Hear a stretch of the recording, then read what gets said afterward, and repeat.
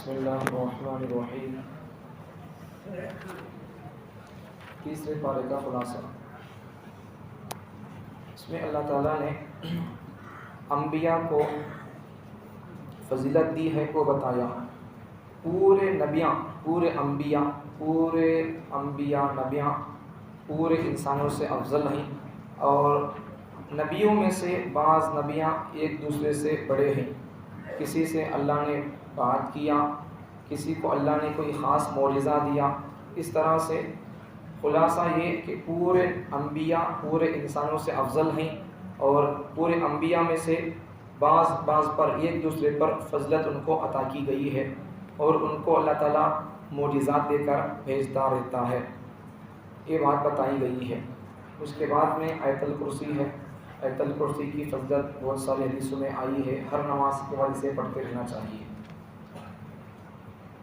آگے اللہ تعالیٰ نے حضرت ابراہیم علیہ السلام اور ان کے زمانے کا دشمن نمرود کا ذکر ہے۔ نمرود وہ اپنا سجدہ کراتا تھا، خدائی کا دعویٰ کرتا تھا، اور اپنا سجدہ بھی کراتا تھا، سجدہ تعظیم وغیرہ کراتا تھا۔ تو حضرت ابراہیم علیہ السلام اس سے مناظرہ کرتے ہیں، بحث مباحثہ کرتے ہیں، تو خدا نہیں ہے، تو خدا نہیں ہو سکتا، اس بارے میں اس سے مناظرہ کرتے ہیں۔ تو یہاں سے سمجھ میں آنے والی بات، جیسا دعوت و تبلیغ کا کام دین کا کام ہے، کتاب لکھنا دین کا کام ہے، تالیف و تصنیف دین کا کام ہے، جہاد کرنا دین کا کام ہے، امامت کرنا دین کا کام ہے، جمعے کی خطابت اور بیان کرنا دین کا کام ہے، وعظ و نصیحت کرنا دین کا کام ہے، ویسے ہی مناظرہ کرنا بھی دین کا کام ہے۔ اگر مناظرہ کرنا دین کا حصہ نہ ہوتا تو پھر نبیاں جو ہوتے ہیں، نبیاں وہ گناہوں سے بالکل پاک ہوتے ہیں، معصوم ہوتے ہیں۔ اگر مناظرہ کرنا جائز نہ ہوتا، گناہ ہوتا، تو پھر ابراہیم علیہ السلام نمرود سے مناظرہ کیوں کرتے ہیں؟ سمجھ میں آئی بات؟ تو حق اور باطل کی تمیز اور فرق کے لیے مناظرہ کر سکتے ہیں۔ اچھا، اس کے بعد اللہ تعالیٰ نے حضرت عزیر علیہ السلام کا تذکرہ کیا۔ حضرت عزیر علیہ السلام ایک گاؤں سے گزر رہے تھے، اور گاؤں کی بستیاں پوری کی پوری گر چکی تھی، اور گھر وغیرہ گر چکے تھے، پورے لوگ مر چکے تھے، گھراں گر گئے، لوگ مر گئے۔ اب انہوں عزیر علیہ السلام گزرتے گزرتے گاؤں کو دیکھے، گاؤں کی حالت بالکل گاؤں کی حالت بدتر ہے۔ اب انہوں سوچنے لگے اللہ ان کو کیسا زندہ کرتا، سوچنے لگے۔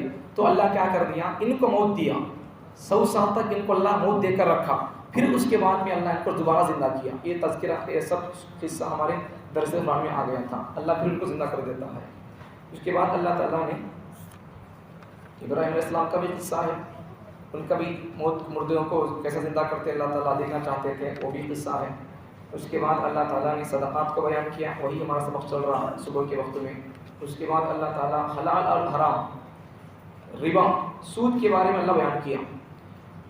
وَأَحَلَّ اللَّهُ الْبَيْعَ وَحَرَّمَ الرِّبَا، اللہ بیع کو، بیع مطلب خرید و فروخت، بزنس کرنا، تجارت کرنا، یہ اللہ حلال کیا۔ وحرم الربا، اور سود کو اللہ تعالیٰ نے حرام کر دیا۔ اب سود کے بارے میں ایک دو باتیں سنو۔ سود کے بارے میں پہلی بات، سود خور، کھانے والا سود خور بندہ ایسا ہے کہ ان اللہ سے جنگ کرنے کے لیے تیار ہو گیا۔ تو ہمارے پاس اللہ سے لڑنے کی طاقت کہاں ہے؟ اب پھر کھانے والا بندہ وہی بول رہا ہے، اللہ دیکھ لیں گے، تو کی میں کی بولے سر کا کھانے والا بندہ، اس لیے کھانا نہیں ہے، پنگا اللہ سے لے نہیں سکتے، تو پھر کھانا نہیں سود۔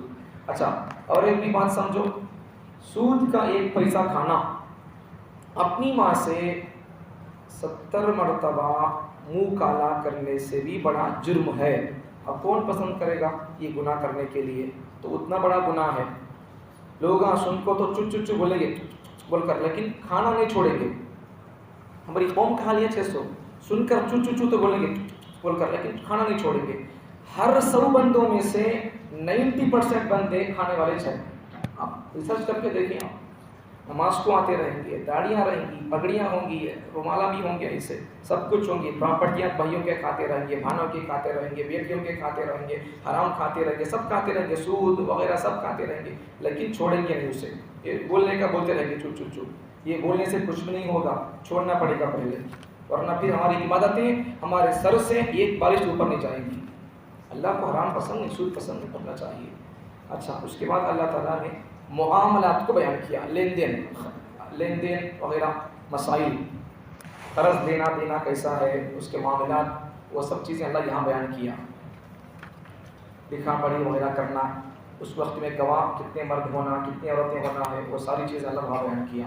اس کے بعد اللہ تعالیٰ نے سورہ بقرہ کے آخر میں ایک جامع دعا بیان فرمایا، وہی دعا آج تراویح کے اندر پڑھی گئی، ربنا لا تؤاخذنا ان نسینا، یہ دعا۔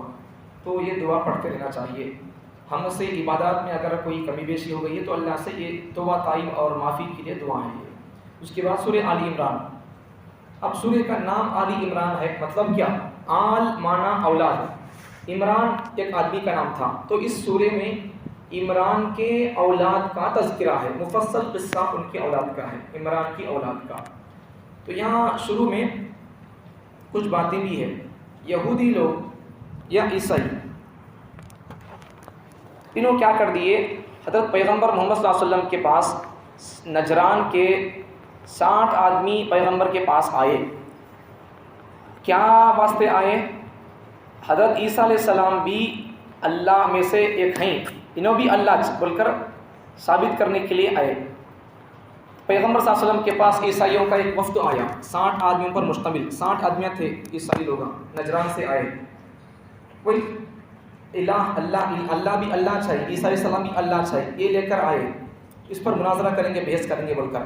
اب وہ لوگوں کو عیسائی لوگوں کو ناز تھا شعر شاعری میں، ان کے پاس شعر شاعری چلتی تھی، شعر وغیرہ بولتے تھے، کبھی تلو، ہمارے تیلگو میں بولے تو کبھی تلو، اردو میں شعر شاعری بولتے۔ تو شعر شاعری میں وہ لوگ ان کو ناز تھا، بات کر لیں گے جیت لیں گے ایسا۔ تو جب شعر شاعری کی بات آئی، شعر شاعری سے ٹکر لینے کی بات آئی، تو اس وقت پیغمبر صلی اللہ علیہ وسلم کے ایک صحابی حضرت حسان بن ثابت رضی اللہ عنہ کو ان کے مقابلے کے لیے ان کا عیسائی لوگوں کا جو شاعر تھا، اب انہوں جواب دے رہی، شاعر کو بھیج کر، شاعر کے ذریعے سے مناظرہ کر رہی۔ اب پیغمبر صلی اللہ علیہ وسلم نے بھی اپنے شاعر کو، نمائندے کو بھیجا، بٹھایا حضرت حسان بن ثابت کو۔ ان کا آدمی شاعر بول کر شعر شاعری کے ذریعے سے دلیل دیتا، بات کرتا تھا۔ پیغمبر صلی اللہ علیہ وسلم کے صحابی حضرت حسان بن ثابت بھی شعر شاعری کے ذریعے سے جواب دیتے تھے۔ جب پھر دوسرا مرحلہ، دوسرا اسٹیپ، اب ان کا عیسائی لوگوں کا ایک خطیب آیا بیان کرنے کے لیے، تو پیغمبر صلی اللہ علیہ وسلم نے اپنے ایک صحابی حضرت ثابت بن قیس رضی اللہ عنہ کو خطیب بنا کر ان کو بھیجا بیان کرنے کے لیے۔ جب دلیل کی بات آئی تو پیغمبر صلی اللہ علیہ وسلم خود دلائل سے بات کیے۔ تو دلائل سے بات کرنا یہ نبیوں کا کام ہوتا ہے۔ اب نبیاں نہیں تو اب دلیلہ کا ہے، ہمیں نماز پڑھ بول کر قرآن میں ہے کیا نہیں ہے کیا، یہ سب چیزیں دوسری اور سی چیزیں، وہ ہر ایک کام کے لیے بھی، کوئی بھی کام ہو اس کے لیے دلیلہ ہے نہیں ہے ہمارے پاس۔ تو پھر نبیاں جب تک تھے تو باطل کا مقابلہ نبیاں دلائل سے کرتے تھے۔ اب ہمارے لیے کون ہے؟ نبی کے وارثاں، حضرتاں، اماماں، علماء کرام ہیں، انہوں دلیل سے دشمنوں کو جواب دیتے رہیں گے۔ اس کے بعد نبی صلی اللہ علیہ وسلم دلیل سے ان کو سمجھائے، وہ لوگ سنے نہیں، سمجھے نہیں، انہوں الٹے لوگ نہیں سنتے۔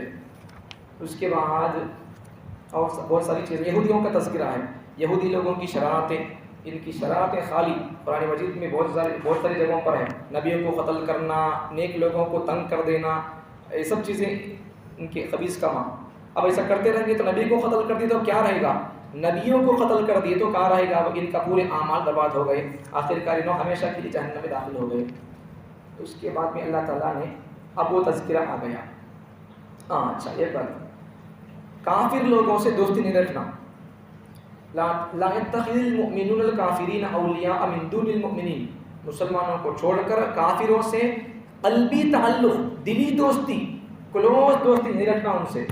کوئی معاملہ آ گیا تو پھر لین دین کا معاملہ ہے، یا وہ ہمارے پاس کام کرتا ہے یا ہمیں اس کے پاس کام کرتے ہیں، یا اور کوئی اور بزنس میں پارٹنرشپ ہے غیر مسلم بندہ، تو ویسے وقت میں پارٹنرشپ کے بارے میں مسائل کیا ہے، وہ سب چیزیں اپنے اپنے وقت کے مفتیان کرام سے، علماء کرام سے پوچھنا چاہیے۔ میرا اس کے ساتھ یہ مسئلہ ہے، یہ مسئلہ ہے، یہ ایسا تعلق رکھ سکتا ہوں نہیں رکھ سکتا ہوں، یہ اپنے اپنے علماء سے معلوم کر لیں گے تو بات معلوم ہو جائے گی۔ اتنی بات تو پکی ہے کہ غیر مسلم لوگوں سے ایسی چھوٹی موٹی تجارت وغیرہ کر سکتے ہیں، لیکن قلبی تعلق، اپنی راز کی باتیں ان کو نہیں بولنا، ان سے اتنی گہری دوستی نہیں کرنا، یہ اللہ یہاں بیان فرمایا۔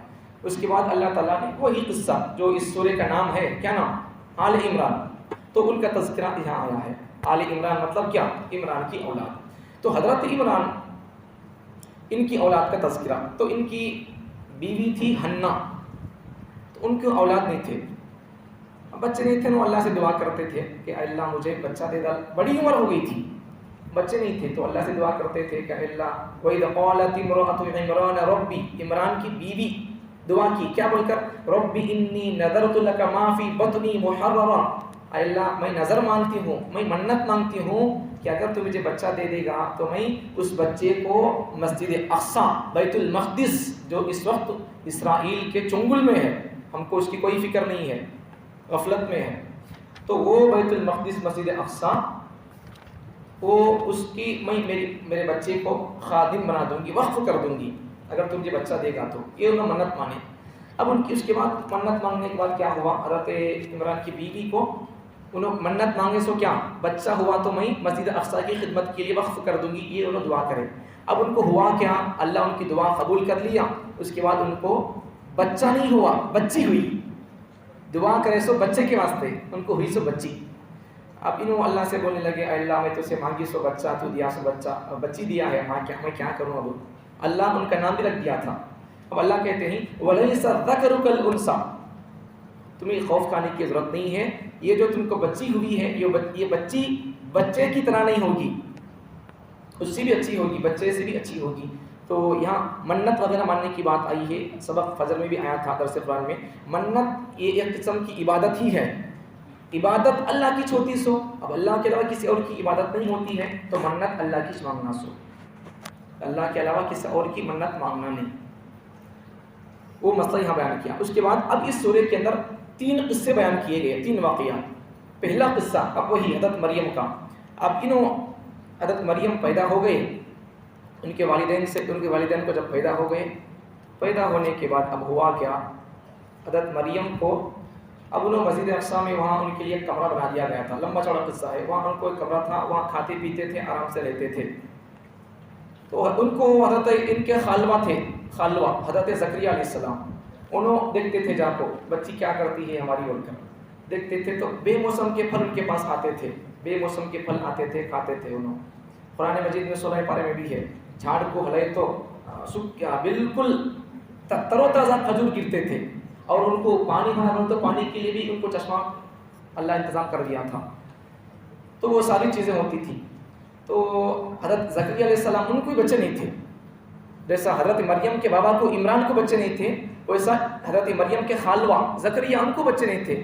اب انہوں بھی ان کو آ کر دیکھے تو بے موسم کے پھل ہیں، تو انہوں بھی کیا کر دیے، اللہ جب اسے بے موسم کے پھل کھلا رہا ہے یہاں کمرے کے اندر، تو پھر اللہ سے مانگے تو پھر اللہ میرے لیے اولاد کے فیصلہ کیوں نہیں کرے گا؟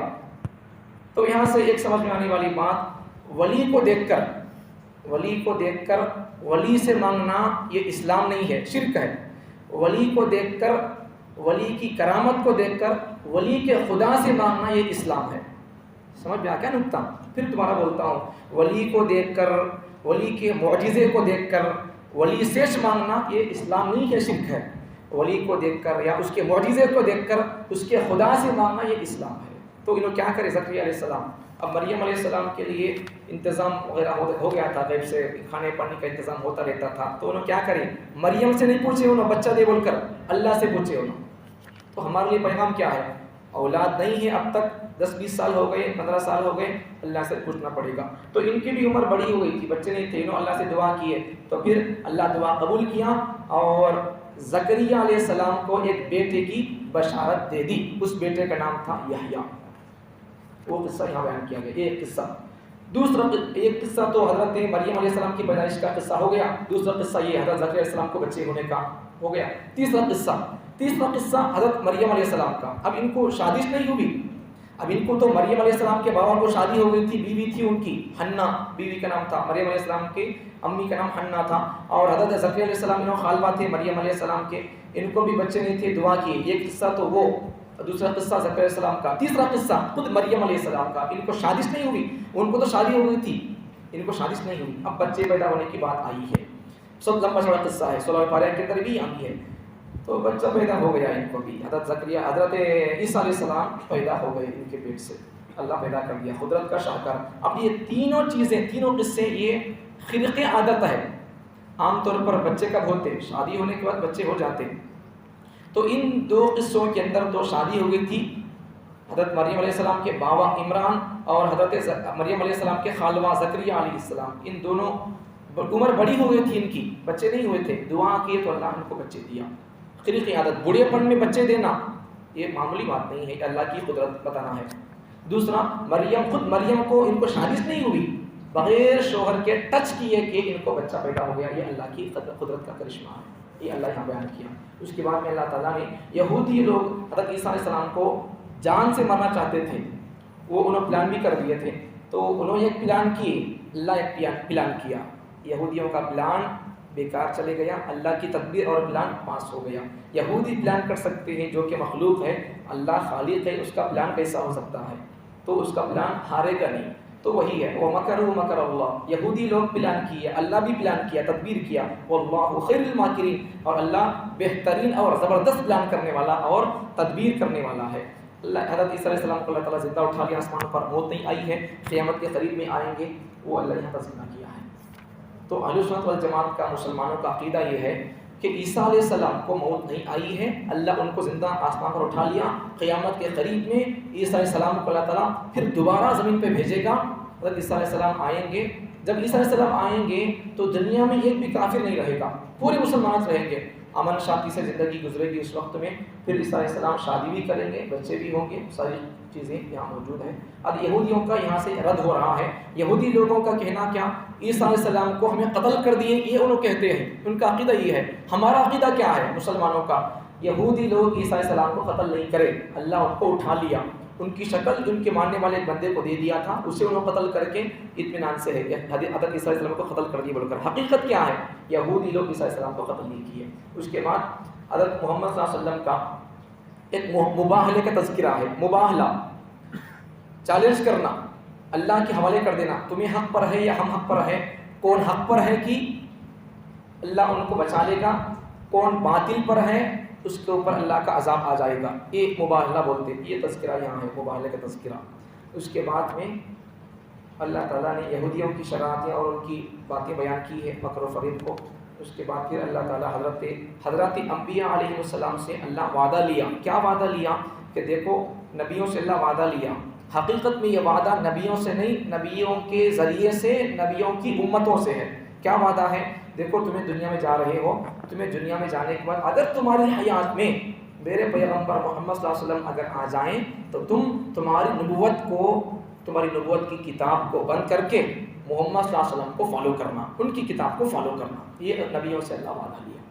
اس کے بعد اللہ تعالیٰ آخر میں کفر کو اللہ تعالیٰ بیان کیا، کافر لوگ قیامت کے دن اللہ تعالیٰ کے دربار میں پیش کریں گے، کیا پیش کریں گے؟ عرضی پیش کریں گے، اللہ زمین آسمان بھر کے ہم تجھے سننا دے دیں گے، تو سننا لے کر فدیے میں لے کر ہم کو جہنم سے آزاد کر دے، یہ اللہ کے سامنے کافر لوگ ایسا بولیں گے اللہ سے، سننا چاندی تجھے دے دیں گے تو ہم کو جہنم سے آزاد کر دے۔ اللہ بولیں گے نہیں ہوگا، یہ سننا چاندی میں لیتا نہیں، میں مسالہ اور مسکہ میں لگا لیتا نہیں، تمہیں لگاتے رہیں گے دنیا میں، کسی کو میں لگا لیتا نہیں، لگا دیتا نہیں، اللہ کیا کر دیں گے؟ کچھ بھی ہو اللہ کے سامنے یہ ساری چیزیں کام نہیں آئیں گی۔ تو دنیا کے دہر کو کیا کرنا چاہیے؟ نبیوں کے طریقے پر چلتے رہنا چاہیے، اسلام مکمل مذہب ہے، اس کو فالو کرتا رہنا چاہیے۔ بس مکمل ہو گیا 13ویں پاری کا خلاصہ۔ اللہ تعالیٰ مجھے اور آپ کو پورے قرآن مجید کو سننے سمجھنے کا اللہ شوق عطا فرمائے، کرنے والے کاموں کو کرنے کی توفیق عطا فرمائے، نہیں کرنے کے کاموں سے بچ کر رہنے کی توفیق عطا فرمائے۔